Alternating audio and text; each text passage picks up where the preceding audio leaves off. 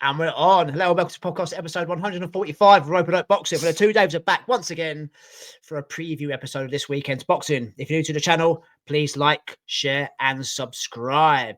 If you watch episode 144, you realise we're still in the same attire. We do 2 episodes on a Monday, but this has just gone out today, as in Thursday, or whenever you're listening to this podcast. I did say on the last episode, Dave, I was talking about our new sponsor. Oh, yeah. Now, I didn't say much about Alto. I kind of got involved in speaking about our Stourbridge sponsor in Isla. And I did say I was waiting for our new sponsor to text me back to say if she wanted me to give her any shout outs, excuse me, or anything like that. She said she'll leave it up to me. So we do sponsor 2 football players, 2 female football players. One being Isla McNally from Stourbridge, the team I watch, and a new sponsor called Abby Sivens. Now, I met Abby last season. Young girl, plays football, coming to the game late. Very, very talented footballer. Very, very talented. She was playing for Stourbridge Standard. She's got poached by Redditch United, who play a division above. She was being approached to play for another team, a division above that, at such a young age. Kept in touch, and I said to her, she came down to the England versus... who did England play in the Euro final, Dave? Spain. England, Spain. Down to Stourbridge Football Club. She came and have a chat with me, and as I normally do, I get too involved, and I said, I'll sponsor next season. Man of my word, or man of our words, should we say, because it's a double sponsor, me and yourself, brother. We're sponsoring Abby going forward in the 2025-2026 season at Redditch United. We will continue to talk about her on here like we do with Isla and just wish her all the best. Wish the team all the best as well. Now, normally, anybody that knows me, any team that plays against my team, I want you to lose or fail. Luckily, she's not in our league. So I hope Redditch to win the league. But she's a cracking girl, mate. Great personality, very strong-headed, level-headed as well. Really talented footballer. I tell you, I mean, when me and you was at school, I know I talk about women's football a lot because I'm passionate about it in this day and age. You know, 25 years ago, I wouldn't have said I was sitting on here on a boxing podcast with Dave talking about women's football, but I am. Girls weren't playing football when we was at school, were they? They were playing hockey or they were playing, what were we doing? Anything, were they? They were just perving at us playing football. Yeah, that's what I'm saying. They were perving at us playing football. However, times have changed, and I'm seeing so many talented girls play football now and developing. And I mean, I'm going to wax lyrical. I'm going to put a shout out. You know, Abby and Isla, they can play at the highest level. They really can. Such a young age, got the whole career in front of them, and yeah, going to really support them going forward. It's going to be a regular thing anyway. And don't be surprised, ladies and gentlemen, if you see a few more sponsors in the near future. Remember, we don't earn nothing from this. We pay out. However, if we do get at least one more listener, whether they click on the Stourbridge app or they click on the Redditch app and they see our little podcast of our 2 little ugly mugs on there and they like a bit of boxing, this is the place to come. So Abs, if you're listening, which you should be, give a shout out to us at football. There must be some other girls down there and other dads or mums or cousins, brothers that like a bit of boxing. Put them our way. You scratch our backs and we'll scratch yours. But yeah, can't wait for next season, mate. Well, it's already started. I think they've played one, won one. They're having to beat Kingfisher on 6-0, Dave, on the weekend. And she's out in Tenerife. Oh, is she? She's at the main OG. She's out in Tenerife, the main gangster. Abby Simmons. Tell her to go to the Dubliners. That's where I met the late and great Ricky Hatton. The Dubliners bar. That's the place to go. Although she shouldn't be drinking if it's closed season or pre-season. She should be on the old sparkling water. No going on the piss if you've got a career to look at.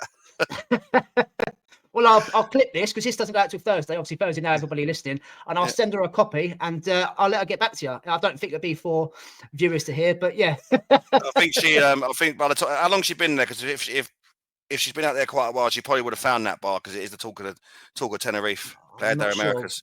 Yeah, but, weekend maybe. Oh, yeah, she'd have found it by now. We confirm that later. But yeah. Pleasure to sponsor you, mate. And we'll keep banging the drum for you and your team. Yeah. And obviously, Isla, if you're listening, you as well, mate. Right. You're not here for women's football. We know that, ladies and gentlemen. You're here for a bit of boxing. There's not a huge amount going on this weekend, so it won't be a massive episode like 144, hour and a half. But so we're going to do something we haven't done for a long while. It's your bit, Dave. It's David McDonald and the Dongs. Right, not much going on in the last 2 weeks because we've had Terence Crawford and Canelo, and that's just literally taken over the world when it comes to boxing. But I've dug out a couple of bits and pieces, and it's basically fight announcements, whether you like them or not.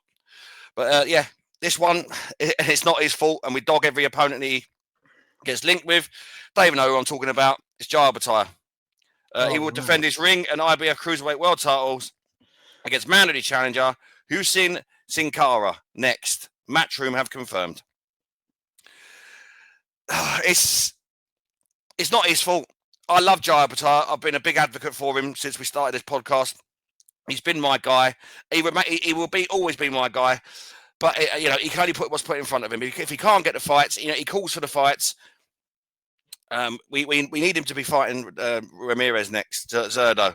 Or but Jack. or Jack, Badu Jack, But he's fighting Sin Cara. It's difficult to get up for that. It really is, and I'm sure he feels the same way. I'm sure he does, but he can only beat what's put in front of him. So, did you see him on TalkSport the other week? I didn't know. Was he? Yeah. Yeah. So Jim White and Simon Jordan would basically tell him to watch your language. They don't dictate to him. He says what he wants. So obviously there was a lot of bleeping and dump buckets involved there. And I feel his pain. Exactly what you just said there, mate. I feel frustrated for him because all he wants from day one, he's never been about the money. When have you heard Jaya Patar talking about the money? Yes, you could probably say, okay, he went for the breeders' money in Saudi because he was getting X, Y, and Z and he'd been the belt. Yes, he did do that. Then he went back and he challenged for the belt and won it. He's purely about legacy. He wants Ramirez. He wants Badu Jack. Yeah. But they're tied up with other fights. Don King is actually involved with Badu Jack. Don King's actually dictated to Uncle Turkey about the rematch of Mikhailia. Yeah. Fuck me, he's still got fingers in pies, Don King. So I feel for Jai. All he wants is to get those 4 belts and fuck off to heavyweight. And everyone's saying to him that Spencer Oliver, Simon Jordan, all the other pundits, don't get me wrong, they're entitled to their opinion. They were saying, well, why wait? Just go up to heavyweight and see you could do a bit up there. And he's like, no, I want to be undisputed at cruiserweight, just like Usyk. Yeah. Then I will jump up and do things up there. I want my chance. And I think Chris Billam-Smith was touted to fight him on the Chris Eubank Jr. Conor Benn card. There was only £1 million in the pot. Apparently, according to Jai, Chris Billam-Smith said, I'm not fighting for anything less than $1 million. Obviously, they'd have to split that. And Jai said, well, fuck you. Take the whole $1 million. I'll fight you anyway. I want those 4 belts before I go anywhere. So, mate, he's adamant. So I know Eddie champions for him, and he's going to be. He's the best cruiserweight in the world. But really, mate, Jai Pattaya works. I mean, Eddie Hearn works for Jai Pattaya, and he's not delivering the fights he wants. No, and the thing is as well. That division is poor. It is, and that's why it should be easier, mate. They should be easier to get those fights, shouldn't it? Yeah, it should be. It should be. I say, we know Eddie Hearn gets a bad rap, and he does good things, he does bad things, but there's just certain things he can't control, and these other champions are under other banners. It may be difficult to make. Turkey's the only one that can put pull him out of their shell because he waves big dollar bills. But if he's not involved, it's a difficult one. And unfortunately for Jai Pattaya, he's caught in the crossfire with that, and it's a shame really because it's not losing his best years because he's pretty much as active as he can be. It's just the opponents. But it's going to be a shame because they'll all start coming out the woodwork when they feel there's a bit of decline. Do you remember? I mean, I was going to say Turkey shouldn't have to bail anybody out. They should all be able to get along. My point being, when Turkey came in and we seen all these promoters working together, won't it be a lot easier now? They said Turkey's brought everybody together. Yeah. They shouldn't need him. They can work together and put the best fights on. Still not happening. Yeah, and you know why it's still not happening?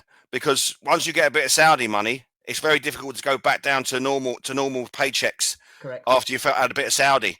So yeah, they might all be friends now, but they're all demanding silly purses and based on that. Out, right. That's exactly it. Because it's very difficult to get up for. I'd say I know it's easy, it's big money for us. Say 200 grand when you just fought for 15 million. Stuff like that. The disparity in the money is probably not like that, but it'll be a massive drop. What do you think he should do? What do you think you should do? I know it's about legacy. Would you kind of jump up even to bridgerweight and get yourself? I know we don't think much of it. Would you jump up to bridgerweight, get yourself a title, and then come back down, or would you fuck belts off and go up to heavyweight? What I would say, listen, I'm all for legacy and I'm all for him trying to get all the belts, but he can't keep waiting for long. And to be fair, the fact that they've been talking about him going up to heavyweight, there's plenty of fights up there that he could go and have, and with names. There's names there, Even like your British levels, your European, Cody, these sort of people.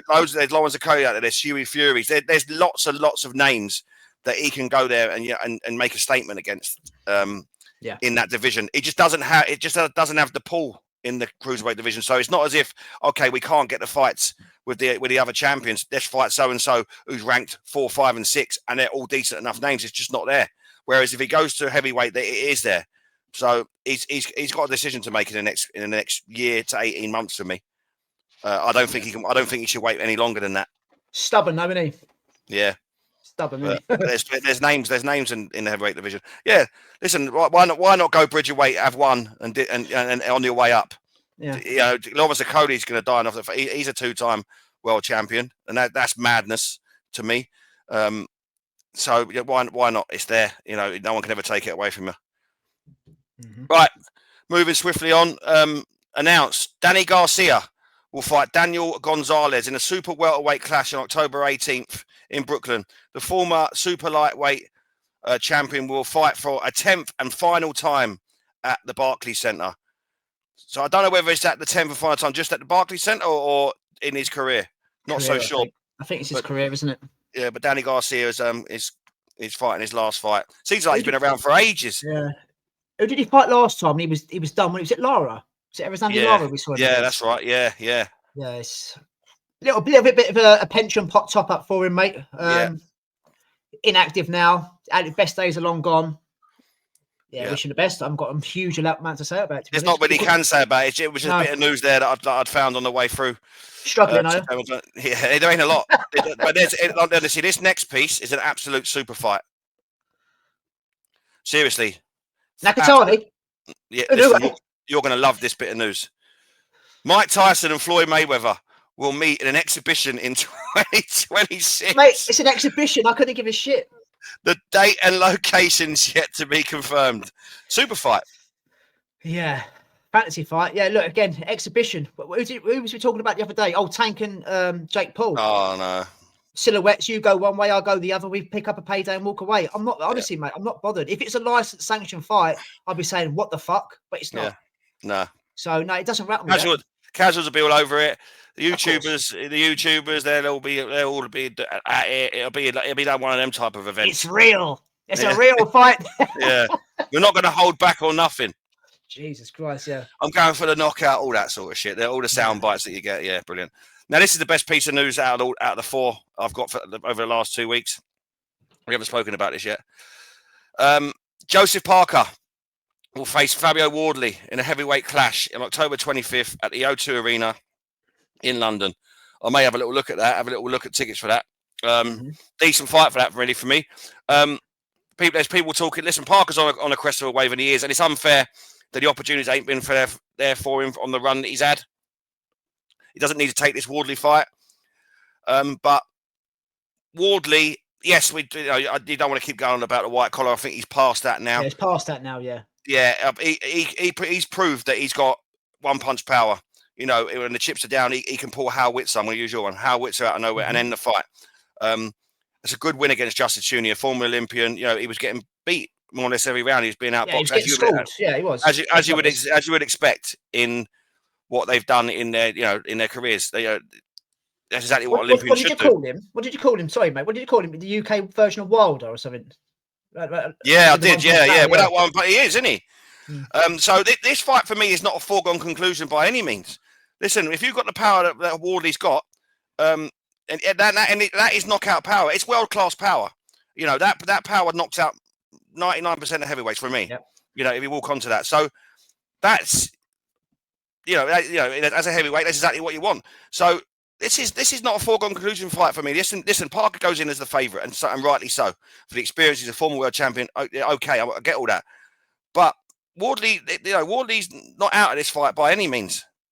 And the style that Parker's got, I think, is a good style for what Wardley wants to do in a boxing ring. You know, he's quite happy to stand there and trade.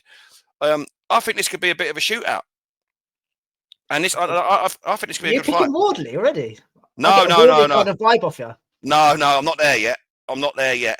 But I could put some reasons out as to how Wardley can win, and if Wardley did win, I wouldn't be surprised. Well, you're right. You just said there, the UK version of Deontay Wilder. It's got one punch power. Seems to have a decent chin. Yeah. Fights on instinct. It's a dog. Stays in there. There's loads of factors to say could win. The only thing for me is taking out the Justice Hooney fight. Justice Hooney's a very good boxer. Doesn't seem to have the pop that Joseph Parker has. That would be my only kind of Joseph Parker. I think could maybe finish Wardley. However, Wardley's got a good chin, so It's an intriguing fight. I feel sorry for Parker. I think it's a good they're fight. having a pop, yeah, they're having a pop at Usyk because he won't. He's filed for an extension for 30 days. He's been seen in a video dancing. Look, as you said as well, Alexander Usyk can do the fuck what he wants. You know, he's the king. He's the kingmaker. He's the undisputed champion. He can do what he wants. If you've got a problem with it, the problem should be aimed at the sanctioning bodies. The WBO maintains to say, "What? Make your mind up. You fight Parker next, or we strip you." He's done it before because Daniel Dubois had to fight for the vacant belt against AJ. Well, he was upgraded, wasn't he? But, you know, he had to strip or vacate. He doesn't need to keep those belts. So that if you're going to have a pop at anybody, you need to have a pop at the WBO because people have got very short memories. Dave, how long did Jermell Charlo have those fucking 4 or 5 belts? Oh, my God. Fucking years. 2 years? Yeah. Yeah. So you've got to have the same energy for one that you have for the WBO. For him because he's waiting for his chance and he's not getting it. So he's taking a dangerous fight in Wardley. And if Wardley wins, mate, again, he becomes the interim champion, doesn't he, for Usyk's belt, whoever's got the belt at the time. So, yeah, I quite like the fight. But I like it. For a belt, let's be honest. He should be fighting for he should. Oh. He shouldn't be having to be in this fight, but you've got to be active. And you know, it's a legit opponent who's on the up. And, you know, it will make for a good fight. And I think it will be a good fight. And I hope the undercard's good as well. So I'm gonna have. Like I said to Alfie, I'll have a little look at tickets. I don't tend to like to go to the O2 because it's a bollock for me to get home, but I will. I quite like that fight. I wish I liked it enough to go there for Fraser Clark Wardley 1. Look, a hotel. You've got plenty of money. Chop change to you. I could do. You've got to worry about this. Yeah, I suppose so. Yeah, that's not a bad shout. Yeah, I'll do that. And that's it for David McDonald and Dongs. Cool, blimey, that weren't long. I know. I haven't got loads of money, by the way. No, all our money goes from sponsorships. Yeah, that's it. Yeah. What I was going to say to you, I thought you were going to mention about Anthony Joshua calling out Tyson Fury. Now Tyson Fury's retired. I don't tend to talk about rumours, even though I did mention Floyd Mayweather. Well, it's not a rumour. He's actually come out and said it, hasn't he? Yeah, the Ring magazine have wrote it down and put it out there. This kind of annoys me. Before you said my hatred for Anthony Joshua, I haven't got any hatred at all. I just didn't take to him as a boxer. He's, you know, big, hench, strong, muscle-bound guy. Just jab, hook, straight right, bang. That's what heavyweight's supposed to be. But don't you think it's a bit weird calling him calling Tyson Fury out now, out in public, calling him names when he's retired, rather than do it when he was undefeated, rather than do it when he had those 3 belts, rather than do it in between the world. Where else to go now? Why the fuck? Yeah, I know. This is what annoys me. Yeah, we want he's to been see told prime to do versus prime. Yeah, prime versus prime. Do you know what I mean? I know. In the past, I've blamed Eddie Hearn keeping him away from him, and as I've just said there about Jabataya, Eddie Hearn works for Jai. Eddie Hearn works for Anthony Joshua. He should have made that fight fucking 4 years ago. Yeah.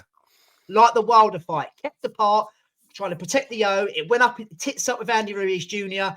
Usyk too lightly. Well, Usyk put the ball over their eyes. And it's gone kind of tits up. Don't get me wrong. It's a massive fight commercially. It will sell. It's still one of the biggest fights in boxing.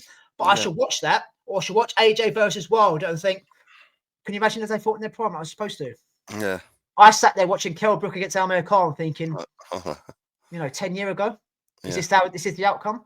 So, I just thought you mentioned that because that's probably, you're right, there hasn't been a lot of news, but that's one of the big kind of headlines that's been floating around in the blue chip division, you know?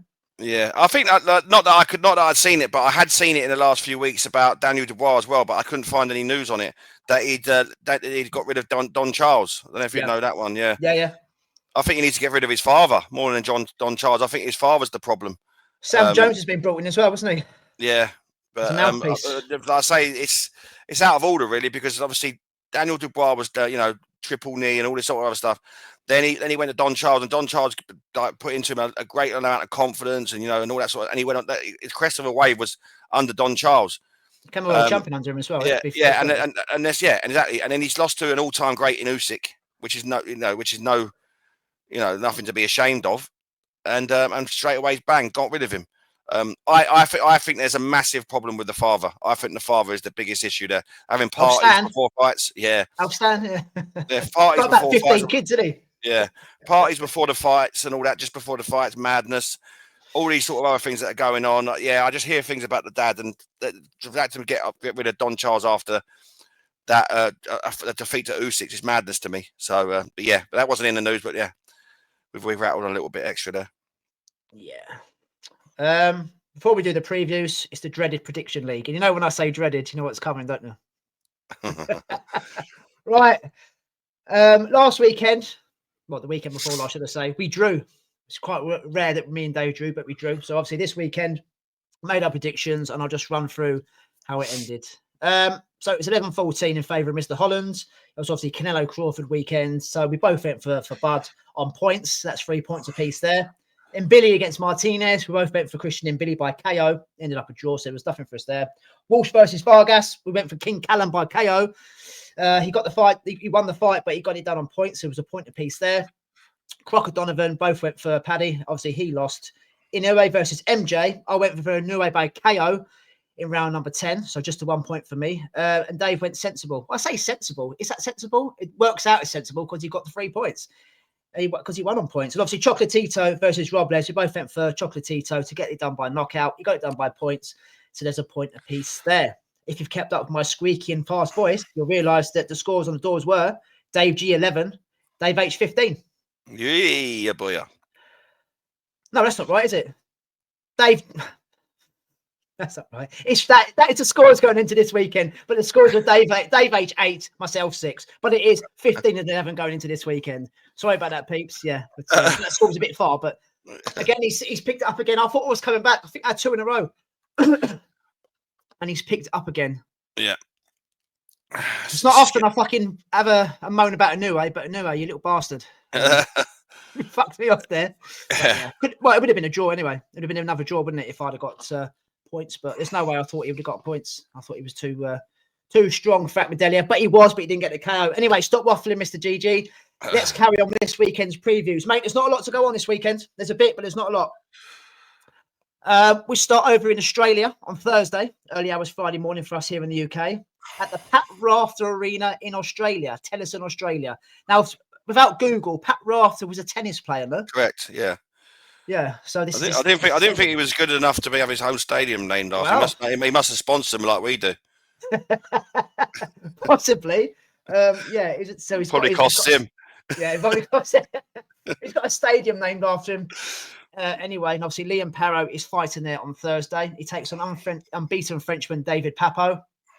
Liam Paro, we know, ex-world champion, done the business against Mateus out in Puerto Rico, wasn't expected to win. And unfortunately, defended his title against Richardson Hitchens straight after back in Puerto Rico and was kind of taken to school. Bit disappointed from Paro. He's moving up in weight now, Dave.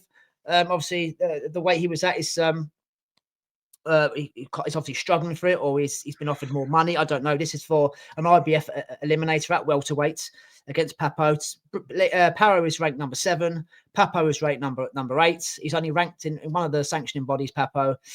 Don't know a lot about him. From his record, he doesn't seem to be a puncher at all. Had a look at some of his highlights. He's a bit boring. I've got to admit, he's very safety first, point scorer, if you like. Quite hard to land on, if you like. So it could be an interesting fight here. It's Southpaw versus Southpaw. I mean, he's got a decent record, Papot. He's 30-0, you know, got 1 draw as well. Yeah, he doesn't seem to be a puncher at all. Well, Paro can be... Paro's a funny one, isn't he? Because sometimes he's, you know, he's a little pit bull, and then sometimes he kind of switches off. But I do like what I see with Paro. And obviously, again, mate, without me waffling, he's moved up for a reason. This is an eliminator.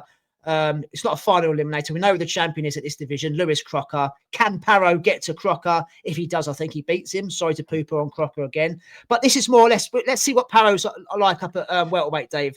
So Liam Paro back out, new weights against David Papot. Thoughts now you've seen this one going Thursday, mate? Yeah, it's nice to see Liam Paro back out. He, like you, I'm always like, you just don't know what you're going to get with him. Sometimes he comes out and he beats Mateus. He was disappointing against Hitchens, wasn't he? Let's be honest. He was. I think the style was there was just too much lateral movement, too much skills from Richardson Hitchens for him for the type of fighter that he is. But yeah, again, he's a weird one. Like I say, he beat Subris Mateus, and you think no one sees that coming. Boogeyman. Yeah. And then he goes in with Richardson Hitchens and gets basically schooled. But again, stars make fights. He's a decent fighter. Is Liam Paro? For me, he's not a world beater. I think like on the night, he had the night of his life against Matthias. For me, he's fringe world level. That's fair. Yeah, he is. And yeah. I'd say he's world level. I'd say he's world level, not world class. I'd say he's world level. I think. Yeah. Okay. No, fair enough. Fair enough. Like I say, David Papot He's like 30-0 with 5 KOs. That suggests that there's no punch power there. No one on the resume, is there, at all? No, and I don't recognise anyone on his resume. So he's probably just boxing out in France. Looks to be a padded record for me. So probably a good fight for Liam Paro to dip his toe. And we always get, like we say on here, we always give him the first one, a little toe dipper in a new division. Got no issues with that. So yeah, I can see this being an okay fight. I don't, like you said there, Papot doesn't seem to, as his record suggests, doesn't seem to be have any sort of power. So for me, he looks like he's going to be very cautious, try and box. And I think that Liam Paro will be the one that's on the front foot with pressure and trying to make a fight of it. I could see it being a bit of a stinker, to be honest with you. I could see that all of Paro trying and David Papot making, trying to surviving for me. So I could see this being a dullard, to be honest with you, mate. I'm not overly excited by it. I think you're right. I think you might be right. But I think Liam Paro wins. I think that David Papot is going to be too cautious for me, and I think he's going to survive. And so I think Liam Paro wins on points. Yeah, I think he gets a nod on aggression. I do. I think I can see a lot of holding here as well. Yeah, I don't think it's going to be great. No, I wish him all the best. I like Liam Paro. I think he can do bits and bats at any weight that he's in, to be honest. Like I said, he's a bit hit and miss, isn't he? But once he gets going, he can be impressive, like we saw against the Super Mateus. Nobody put their hand up to fight him, did they? At one stage, Mateus. No. Wasn't Jack Catchell supposed to be mandated to fight him for an eliminator or something like that? And it never happened for X amount of reasons. But yeah, I'm going to say, Wayne, mate, I think it's going to be an ugly fight, but I'm going to go with you. I'm going to go Liam Paro on points. I don't think this will be boring. I have a bit of a laugh here as well. Jayson Vayson. I'm laughing already.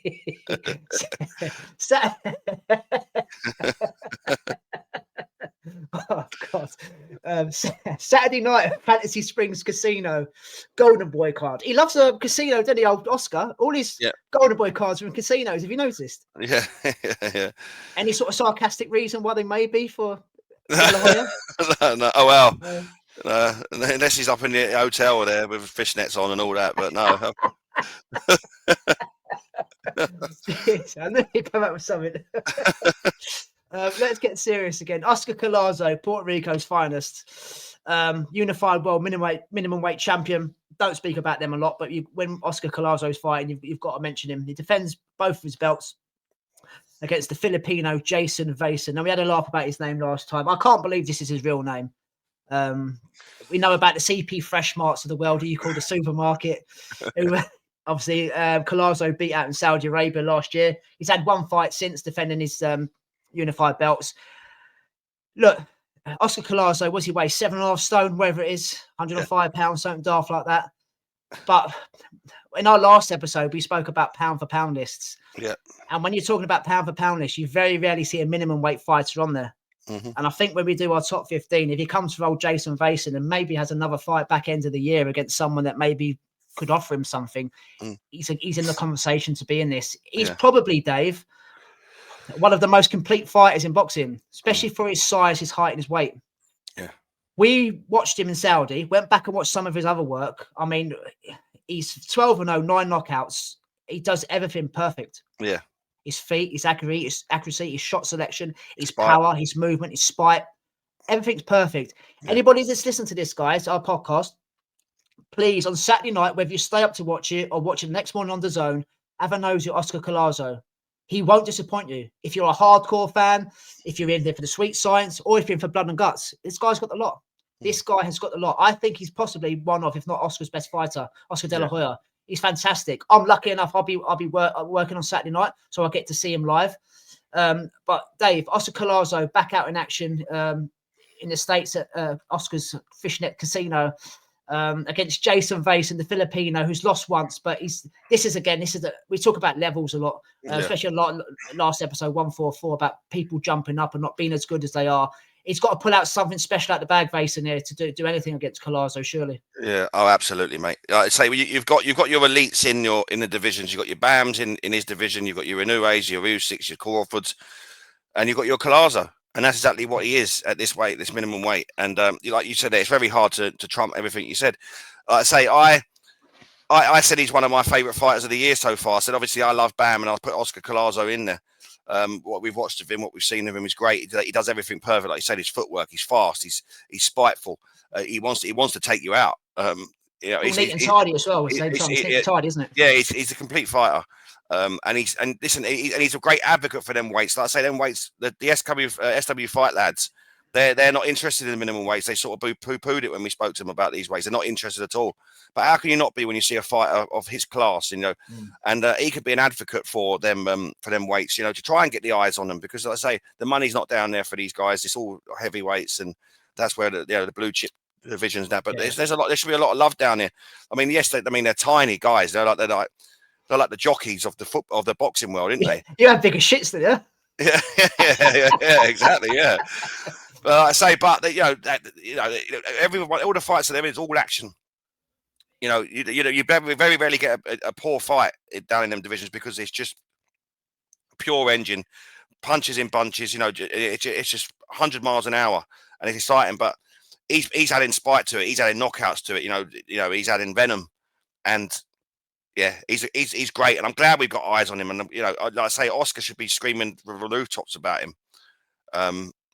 And that's what he should be doing. And with Jayson Vayson, Jayson Vayson, did he beat Inoue's brother? Is Takan Takeri Inoue his brother? Must be. Is it? How do you spell it? I think his brother's Tanaka Inoue, isn't it? Oh, he's got a Takeru. No. Takeru. Inoue. Unless he's been fighting at bantamweight, Dave. I don't think it's the same Inoue. I think there's a lot of Inoues, isn't there? Like there's a lot of Satsumis, etc. Oh right. Because I see that on his record, then I thought he's got Inoue on his record. This Jayson Vayson, but so Jayson Vayson's got 14 wins and 8 KOs himself. He's been beaten once on a unanimous decision back in 2023, but again, I don't see any danger here. No, I don't at all.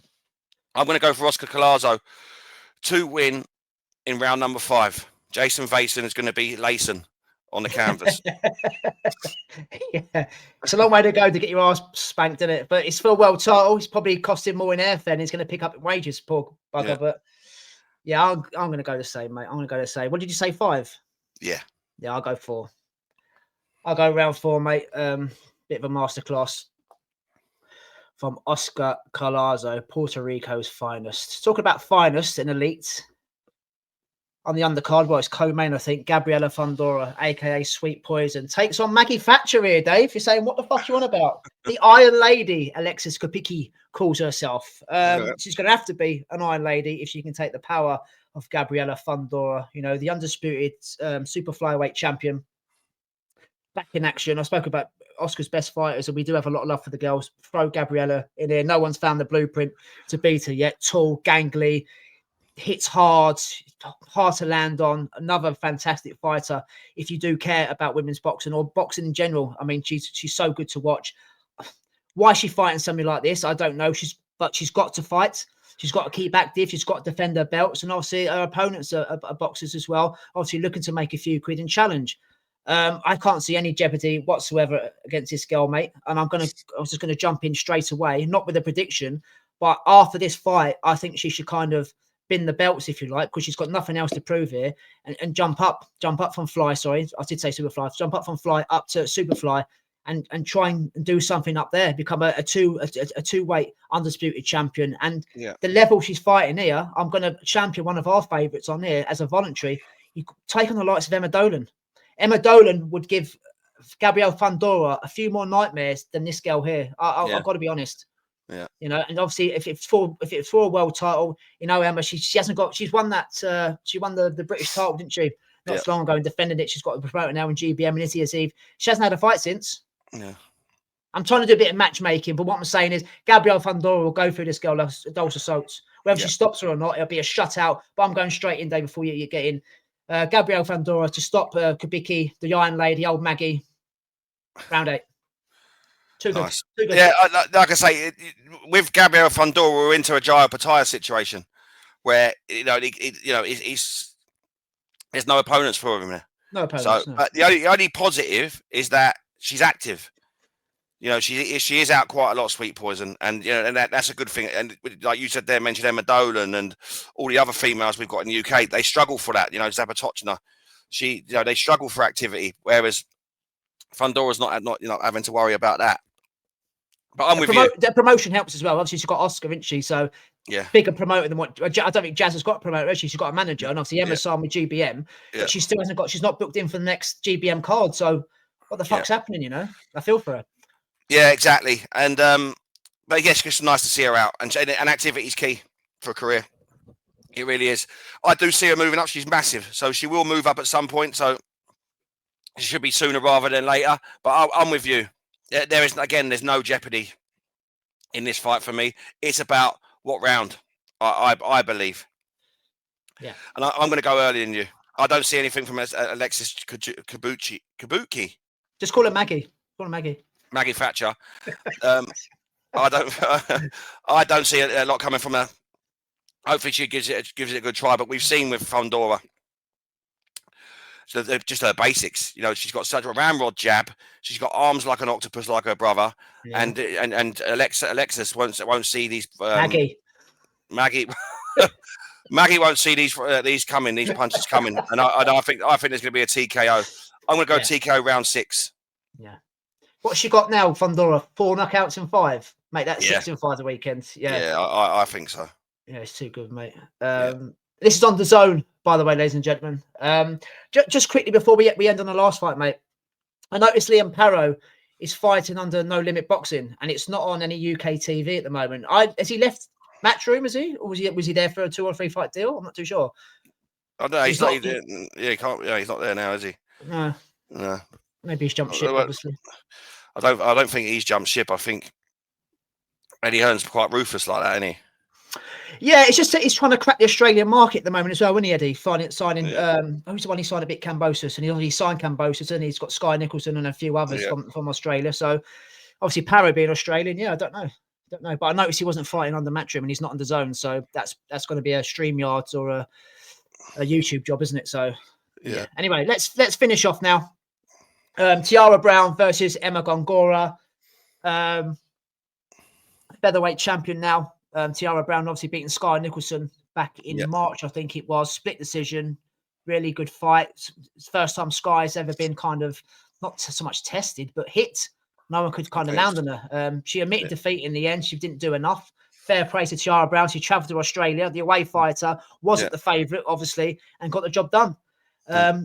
She's out in I'm not sure, where is this, Dave? I did write it down where this fight is. Oh, is it Texas? Is it Houston? Somewhere in America. Pardon me. Dave will probably get it up in a minute if he's got BoxRec in front of him. Yeah. She takes on 32-year-old French woman Emma Gongora. She's the opponent. Look, it's in Houston. The Bayo Music Center. Houston. So on that, she's top of the bill. It's a OTX overtime boxing card. She's not signed with any kind of major promoter, but she's the main event here. Look, it's kind of the same conversation that we just had with Gabriella Fundora, mate. She's got 11 knockouts in 19. Tiara Brown. She was a stellar amateur. Beat Sky Nicholson. That's all you need to know. She can punch down in the women's division. She can box. We saw that. She's got a strange kind of praying mantis style. She blocks shots like that rather than covers up. She's a good fighter.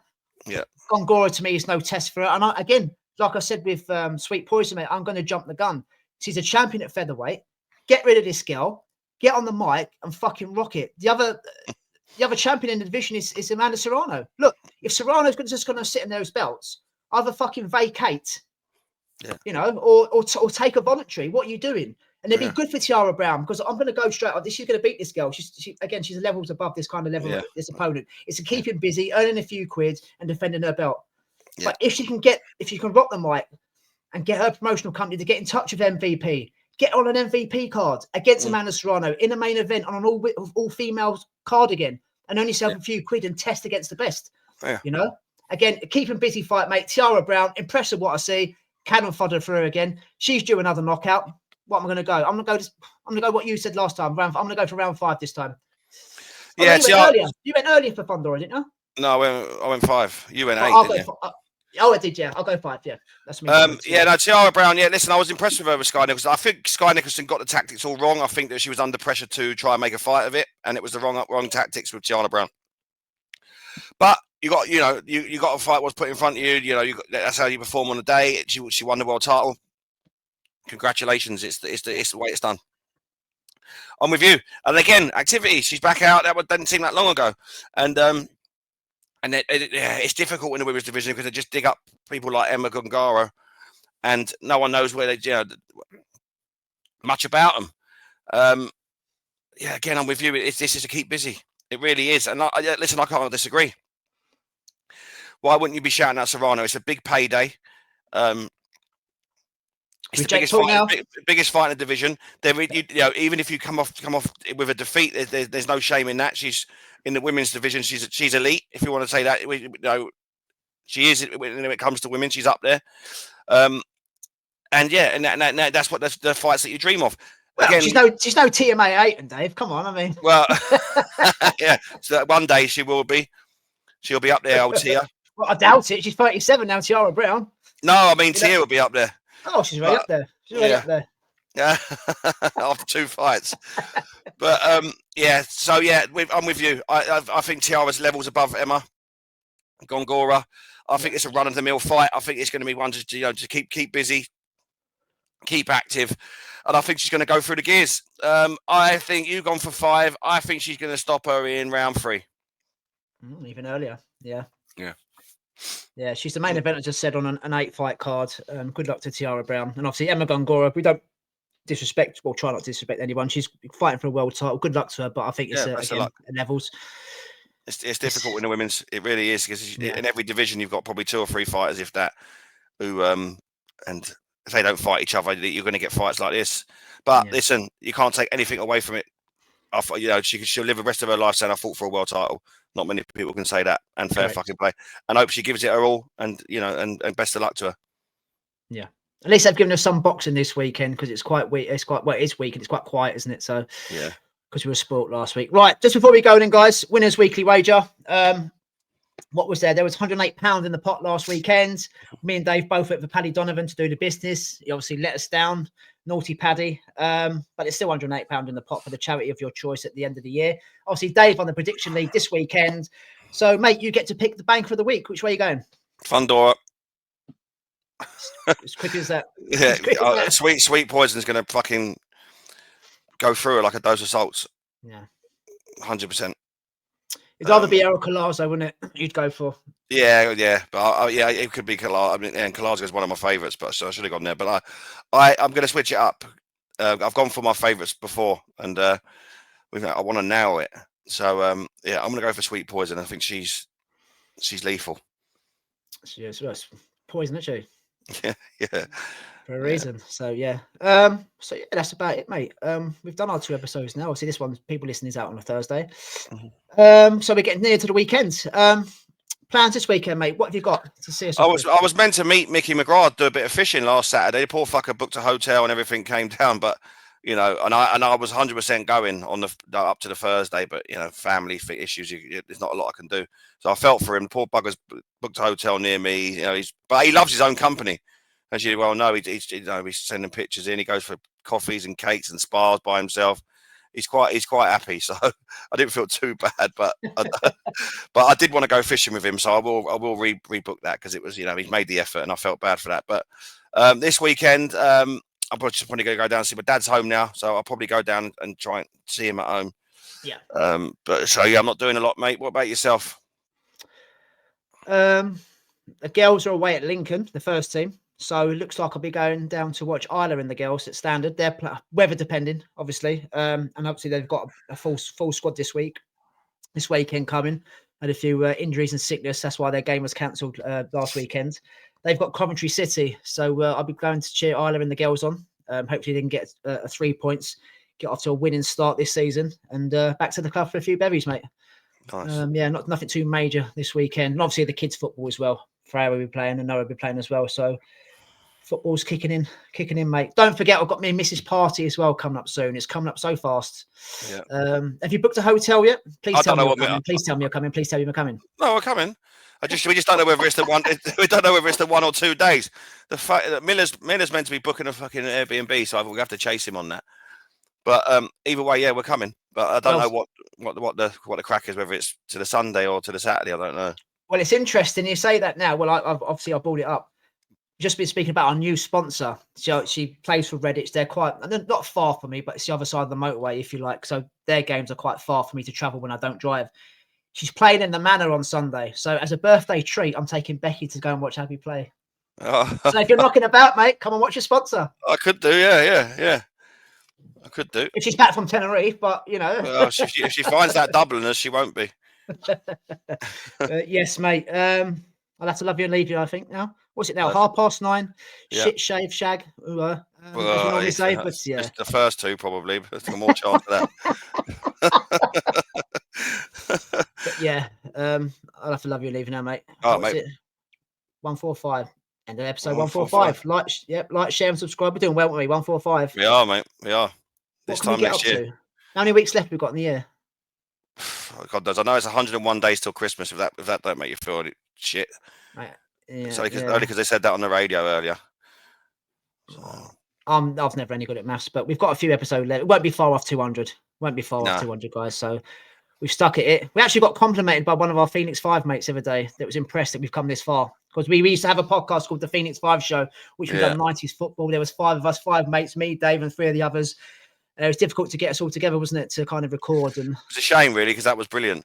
But we're also getting some decent enough comments on YouTube and stuff like that now, aren't we? So yeah, Fat Terry, whatever he calls himself, a loyal listener to the show, mate. Honestly, we do. Even if he was our only listener, we do appreciate your support. It helps with the algorithms, helps with the numbers. Yeah, keep listening, bud. I really appreciate it. It was nice. It was nice to get comments. Yeah. At least they're all positive at the moment. The shit ones. At first, I didn't leave the comments on. I turned them off. I got a bit brave for the last kind of 3 or 4 months. I left the comments on. So, yeah. Go easy on us. Because I'll come on here and fucking light people up. just know if I'm getting slated, I'm coming back. And I've got a platform to slag people. Well, do you remember when he slagged Razak off on here, our ex-schoolmate? He never came back, did he? No, he never came back. He saw it because I sent him the clip. He never come back. So that'd be a warning to you guys out there. Yeah. That'd be a warning. But no, honestly, we do appreciate the numbers and the support. It's fantastic. But right, let's go now. So yeah, see you next week, guys. Stay safe. Have a great weekend and enjoy the bloody boxing. Dave, take care, mate. Masses. Peace out. See you later, mate. Tell up.